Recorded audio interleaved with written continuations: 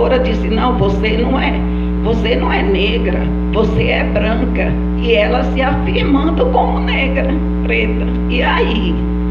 É uma interrogação que nós trazemos diante desse modelo estruturante. E a minha pergunta para a gente discutir agora é como nós levarmos para a classe sindical, no momento desse em que nós perdemos, é claro, todas as nossas lutas ao longo desses 30 e tantos anos, essa compreensão de classe, porque trabalhador é trabalhador e patrão é patrão, e incluída essa pauta, né? Essa pauta também dessa agenda negra, que não é fácil no sindicato, nenhuma mulher chegar na direção, nem no sindicato, nem nos partidos, porque sindicato e partido são deles e não delas, e continua até agora, como nós tivemos o PED do PT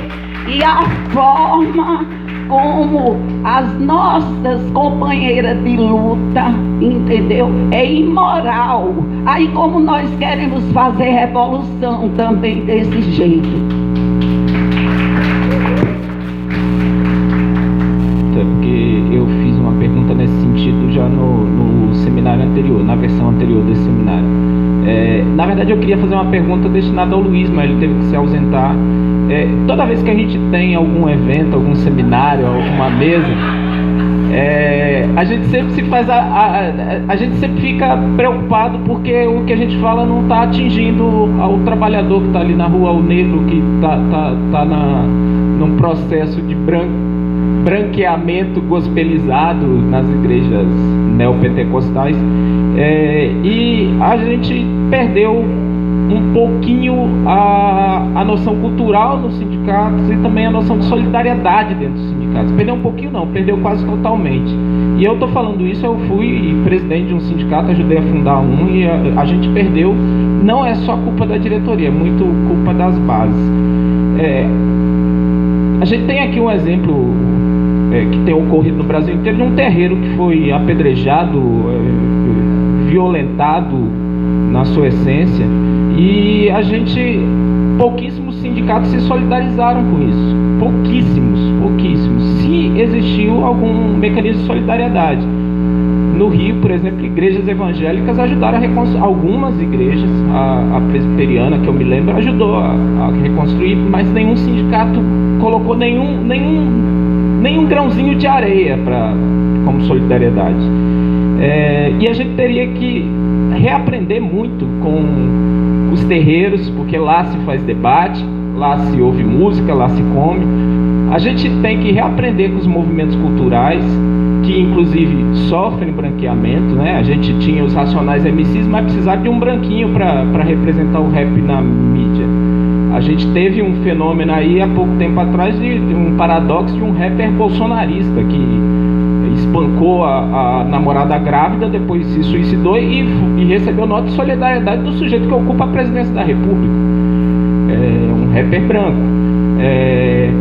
A gente tem um exemplo que eu gosto muito no Rio de Janeiro, que é o exemplo do Partido Alto. Olha que nome bonito. O Partido Alto, que nasceu lá nos anos 30, só foi aparecer para a mídia em 1986, por aí. E no Partido Alto se faz debate político, e nas letras aparece no debate político. Por que a gente não tem mais o apelo para os nossos sindicalizados? Por que a gente, inclusive, existe a efervescência, parece que você joga o Alcacetes, questão salarial, questão de carreira, todo mundo aparece, lota o auditório, mas as pautas que são escondidas, principalmente as pautas em relação a gênero, a cor, a etnia, essas pautas não recebem esse apelo. O que está faltando para a gente? É um pouquinho mais de reaprender com a cultura, ou a gente que tem que ensinar como acadêmico lá como fazer? Gente, bom dia. Eu gostei muito, companheira. Me chamo Felipe, sou militante da Consulta Popular e estamos aí construindo a luta há um tempo já aqui na região. quando se falou da questão, né, que, por exemplo, eu trabalho numa entidade que eu vou para as comunidades e o povo está todo lá, o povo negro, né? Todos os povos e comunidades tradicionais que a gente tem contato são povos que, desde o processo de luta e resistência, que foram se aquilombando, né, se criando dentro das caatingas, era todo mundo negro, índio, caboclo, né? Quando faz o processo de miscigenação, assim. E aí é evidente como, além dessa questão no urbano, a informalidade, né, afeta diretamente o povo negro, nas comunidades, nos povos comunidades tradicionais também sofre esse processo de racismo ambiental, né, que quando a gente vai ver, o capitalismo e o imperialismo, por exemplo, ataca diretamente as comunidades onde estão todos esses povos que vivem e sobrevivem historicamente. Aí eu queria fazer uma pergunta que está muito relacionada à condição de classe da negra e do negro na década de 20 e de 30, por exemplo. Que eu não sei onde tem esses registros históricos que estão documentados, mas as negras e os negros estavam no chão da fábrica também, ou eles já estavam na informalidade naquele período, assim? Newton traz nesse processo de 1800 e tanto, que já tinham esses artífices, né, que faziam esse processo, mas depois no processo de industrialização, aí eu pergunto para vocês, assim, década de 10, 20, 30, eles estavam no chão da fábrica ou eles também pelo processo de exclusão histórica, né, de acesso à educação, não tinham nem acesso à fábrica, não, você, além de negro, você não sabe ler e escrever, você não entra nessa fábrica, você não vai arrumar emprego. Aí eu queria saber se isso existiu. E a minha dúvida agora, e uma provocação, uma reflexão que eu fiquei fazendo ali é, se nesse momento, até onde, aí é para provocar mesmo, assim, se a condição, a questão racial, ela ainda vai ser central no nosso debate, tendo em vista que quanto mais se amplia o processo de destruição, né, das forças produtivas, de desestruturação do mundo do trabalho, e se amplia o contingente de pessoas em massa, de reserva, de mão de obra, né, barata, se ser negro ou ser negro vai ser determinante nisso, assim, se vai importar, aí eu digo, no nosso processo de luta revolucionária, entende?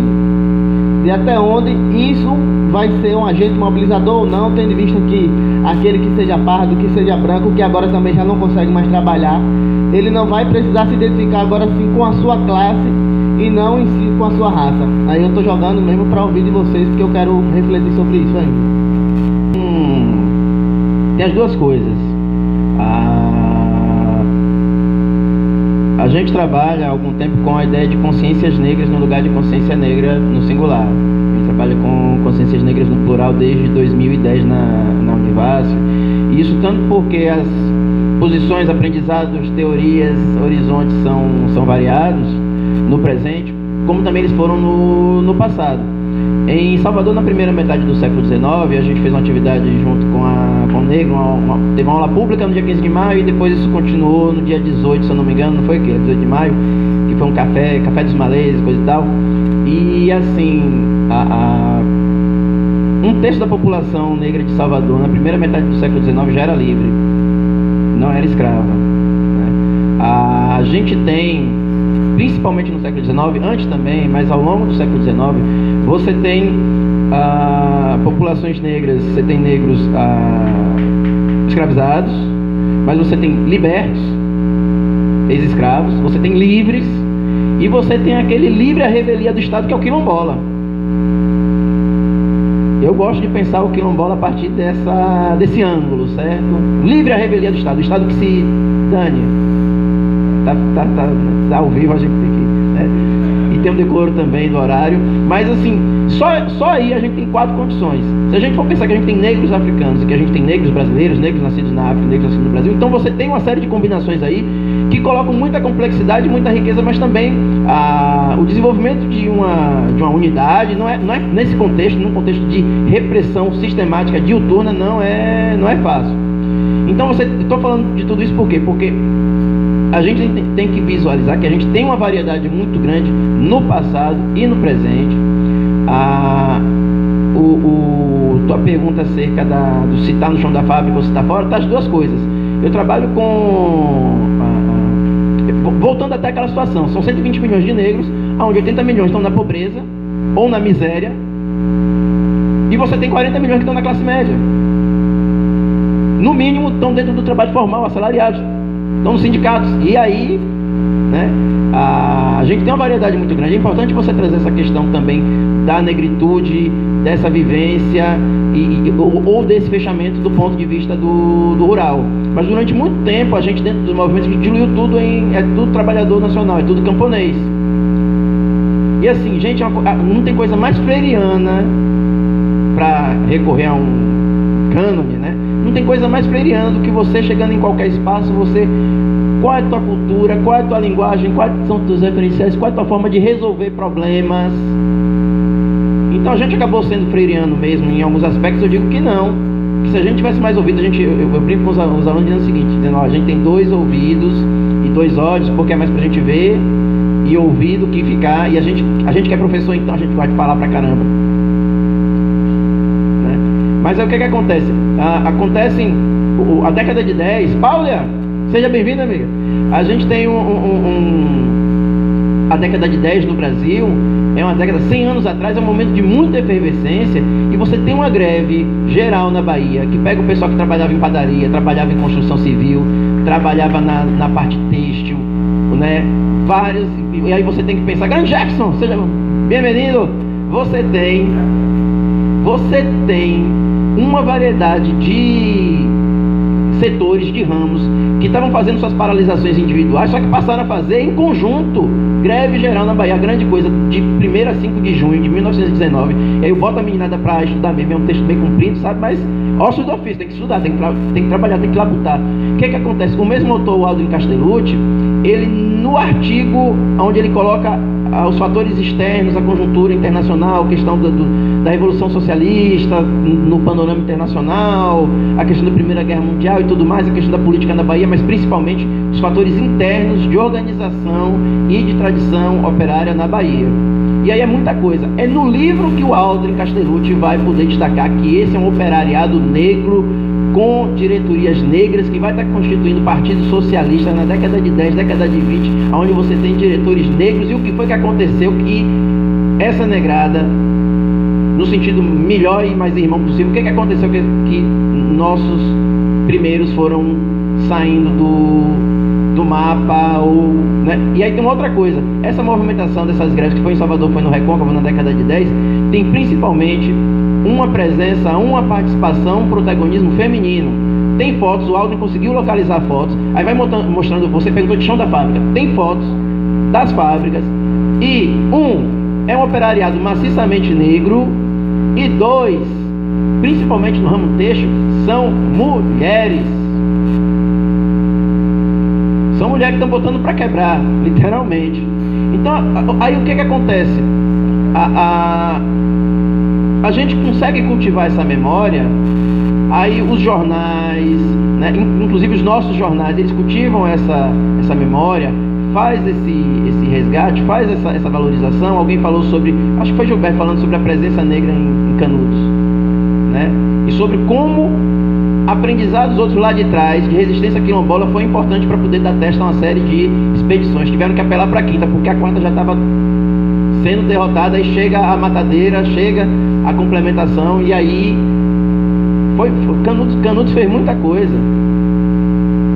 Então assim, a gente tem um operariado negro, inclusive até quando vai ter o processo de formação da exploração do petróleo e Petrobras, e depois Paulo de Camaçari, não sei o que, você vai lá, você vai encontrar um operariado branco, mas você também vai encontrar um operariado negro, também vai achar, e a zorra toda. A questão muitas vezes, sabe qual? Nós eventualmente, nós historiadoras, nós tínhamos a atenção, a sensibilidade para ir atrás das companheiras e dos companheiros, para também colocar seu olhar, porque essa vinda do imigrante europeu com anarquismo, comunismo, socialismo, tudo isso mudou o cenário, não tem nem por onde, com certeza mudou o cenário, e tem que ser estudado, tem que ser conhecido. Mas, e essa outra tradição também não tem que ser conhecida e valorizada, que é uma das questões fundamentais. Tem que dar valor a isso, e aí o resultado é que a gente perdeu. E agora que a gente sabe, que a gente tem mais conhecimento, nossa geração não pode apelar como outra geração. Não tem material. Hoje em dia tem material. Hoje em dia tem um Aldrin Castellucci da vida, e do trabalho dele de 2005.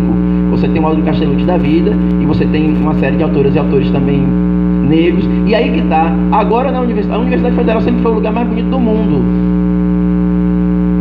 A A Universidade Federal sempre foi a joia da coroa.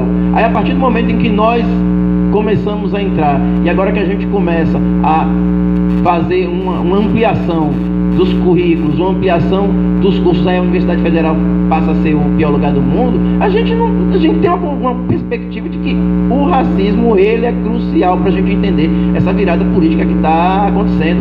Tem essa questão do capitalismo mundial, revolução 4.0, tem essa questão da expansão da direita e tudo mais, mas inclusive para a gente entender fascismo, entender a própria Segunda Guerra Mundial, a gente não entende a Segunda Guerra Mundial se a gente não for levar em consideração o fator do racismo ali. A gente não entende essa expansão das potências europeias sobre a Ásia, a África, etc. e tal, sem ter o componente racista ali. Então, agora a gente tem a obrigação de fazer, de se refazer, de se reinventar, que na verdade a gente está fazendo o tempo todo. Que inclusive a gente está falando, o que o movimento, sindical, as entidades podem fazer? Podem fazer o que estão desenrolando aqui agora. Por exemplo, a diferença é pegar isso que está sendo um momento extraordinário e levar para o cotidiano. Então, nesse sentido, o pessoal está realmente aqui a organização está de parabéns, mas para levar isso para o cotidiano, não vai. Eu que já presidi sessão sindical, eu sei que não é fácil não, né, Fábio? Mas se não for a gente, vai ser quem? Se não for agora, vai ser quando, né? Mas eu queria frisar essa questão eu estou aprendendo também da mulher, né? As mulheres na história do trabalho nesse país são e foram fundamentais, e nós historiadores, o professor de história, quando incorpora isso ao seu trabalho, à sua aula, só faz ganhar, e ganham principalmente as turmas. Eu sei que o horário está avançado, mas eu acho que a gente é de luta e eu não acho justo, por questão do horário, a gente tolher agora a fala dos companheiros no final. Então eu queria pedir licença a vocês para a gente estender um pouquinho mais o horário, inclusive do que foi planejado, para que a gente tivesse toda a calma de escutar o companheiro Aurino nas suas considerações. A responsabilidade disso, Márcia, é de Fábio. Disse que tinha aí um negócio gelado para tomar, um lanche aí. Aí resultado, a gente é na angústia, né, de poder fazer a confraternização. Mas, bom, deixa eu. Antes de ir mais direto com relação aos questionamentos aqui da sua vida, do Fábio e Felipe, eu queria só dois dados, aliás, um dado eu acho importante. Eu acho que em certa medida está até dentro da própria intervenção deles, da preocupação que eles trazem, né? O Fábio mesmo coloca, o sindicato perdeu a representatividade, isso é verdade, tá? Temos problemas seríssimos sobre a questão da solidariedade, e não é só com outros movimentos do ponto de vista, mas é com o próprio movimento sindical internamente. Então, sem questões. Eu ontem tive uma conversa com os companheiros aqui em Juazeiro, ontem à noite. Eu conversei com eles uns dados de um seminário que eu participei esse ano em Salvador, sobre o processo eleitoral de 2018, né? Principalmente ali no segundo turno, na disputa entre o Haddad e o Bolsonaro. Eles fizeram uma pesquisa de popularidade, exatamente para mapear um pouco a questão dos votos. E naquela pesquisa, então, lá em 2018, quem estava bem na fita, em primeiro lugar, eram as Forças Armadas, junto à simpatia popular. Em segundo lugar, a Igreja. E aí, quando você inverte e vai para o último lugar, estavam os partidos, o último eram os partidos, o penúltimo eram os parlamentares e o antepenúltimo eram os sindicatos. Recentemente foi feita uma pesquisa, acho que alguns de vocês devem ter tido acesso também, que fala o seguinte: de que os sindicatos passam a ter a confiança dos trabalhadores. E saiu da pontuação de 35 para 45. Só que ao sair dessa pontuação, nós saímos do terceiro lugar na posição invertida para o quarto. Ou seja, ainda o movimento sindical, do ponto de vista mais geral, para a nossa sociedade e no nosso país, nós não estamos com essa bola toda. Houve um processo muito intenso de despolitização, e essa despolitização, ela não só atingiu os partidos políticos, ela atingiu todas as instituições concebidas, principalmente as instituições concebidas que estejam vinculadas ao movimento político, em particular ao movimento político da qual se governava anteriormente. Então é importante a gente entender sobre isso. Inclusive nessa última pesquisa, os bombeiros, o Corpo de Bombeiros em primeiro lugar, a Polícia Militar está a léguas na nossa frente, com todos esses denúncias que nós fazemos cotidianamente do que representa, e quem está empatado com a gente é a saúde pública. Então, eu quero chamar a atenção de que o ambiente do movimento sindical hoje, do ponto de vista dessa interlocução com a massa, não é uma coisa tão simples. Eu não tenho nenhuma vergonha de dizer aqui, eu digo isso nos fóruns e nas reuniões onde eu estou presente. Se a gente não tomar um cuidado, e algumas medidas estão acontecendo, nós estamos nos transformando de dirigentes políticos para simplesmente prestadores de serviço. E se eu consigo fazer um bom acordo, um bom programa de participação nos resultados, beleza, estou bem na fila. Se não, meu querido, 6 por meia dúzia, bota outra no seu lugar para poder resolver. Então, dessa medida e esse ambiente. E aí não é uma questão só, companheiros e companheiras. O movimento sindical, durante o último processo, nós não podemos nos criminalizarmos sobre isso se nós não contextualizarmos em ambiente social, em ambiente político que nós estamos vivendo. E de que forma a nossa sociedade foi contaminada em relação ao mundo social na qual nós estamos inseridos. Haja aí um resultado. Ou nós não estamos assustados de que o país hoje está dividido em 3. Um campo mais progressista, que está na luta de resistência, e está indignado com todas essas questões que estão sendo apontadas aí. Um outro campo que está ainda atordoado, alguns votaram neles, outros votaram em Haddad, muitos não votaram em ninguém, não apostavam na política como um processo de transformação das grandes mudanças. E o outro campo é onde está sendo constituída uma militância de extrema-direita, que vai ser lá, será se vai ser 20%, vai ser 25%, sei lá o seu valor, mas não se concebia alguns anos atrás a capacidade de fazer um processo de militância de extrema-direita para poder ir às ruas, inclusive. E esse outro campo nos assusta, porque não é questão de acreditar de que é o mercado ou não é o mercado, mas são os valores que esse governo estabelece, do ponto de vista de defender a tortura, do ponto de vista de questionar uma sociedade patriarcal, questionar, não apontar para esse caminho, do ponto de vista, ou seja, do machismo, do racismo, passa a se desnudar um pouco da identidade de qual nós somos. Então, quero fazer essas observações, porque todas essas mexidas que se dá, a gente não pode, eu acho que a gente tem que tomar muito cuidado, né? Há erros e acertos nos partidos, há erros e acertos nos movimentos populares, né? Há visão de mundo diferenciadas, mas o que aconteceu no nosso país, o que vem acontecendo, não é fruto de uma inabilidade, de uma competência de um segmento como se fosse bolhas, não é. Acho que a gente tem que ter atenção com relação. Teve golpe, porque tinha golpista, né? A coisa não acontece num país só, então a gente precisa ver os reflexos nesse sentido. Agora, a Sueli pontuou o seguinte: que modelo social e político nós queremos nesse momento? Sueli, eu sou daqueles que defendo que os sindicatos têm que ser escola de socialismo. O sindicato, na minha leitura, tá? Logicamente, quem tem ideias liberais que atuam em movimento sindical, porque tem também, tá? Não vamos aqui negar de que não exista isso. Tem concepções para vários gostos no movimento, mas eu sou daqueles que defende que o sindicato precisa ser escola de socialismo. Então, para além das conquistas objetivas, da melhoria de vida dos trabalhadores, ele precisa apontar um rumo de sociedade que a gente passa a defender. Então, primeiro isso. Então, se a gente não transformar isso numa grande escola de elevação da consciência de classe, nós não vamos conseguir fazer transformações e mudanças e não vamos conseguir, de fato, fazer com que as nossas opiniões tenham possibilidade de chegar, né, de provocar efetivamente uma reflexão de mundo, né, ou de encaminhamentos que possam ser tomados.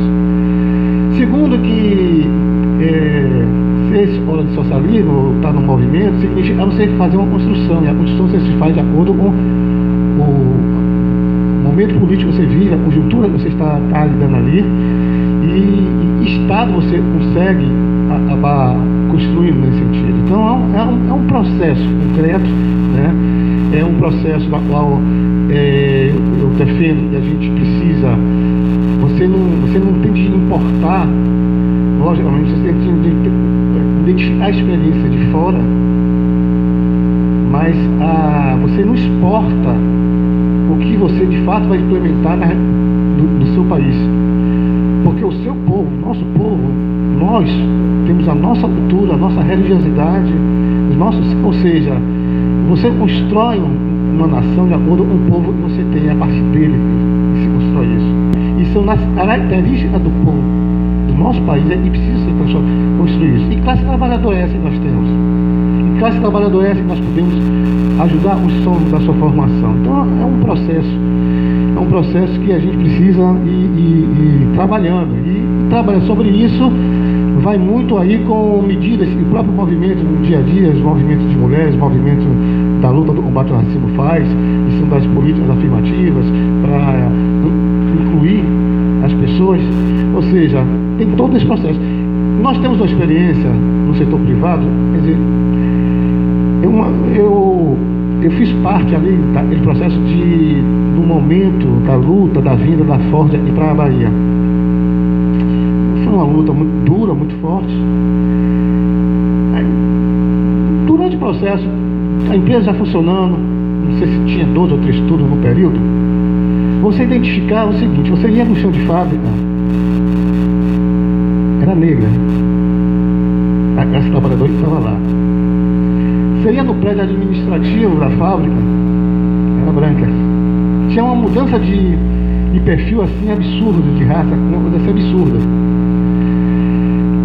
Um dos movimentos que nós acabamos fazendo e deu certo, coincidentemente ou não, mas a gente acabou sendo provocado. Teve um certo período lá, a gente foi fazer uma greve por conta de salários baixos, uma roda de coisa. Para a saída da greve, a gente conseguiu avançar no salário X, conseguiu outro benefício, e nós incluímos no debate a necessidade da empresa ela estabelecer, aí na época foram 400 bolsas de estudo para as universidades.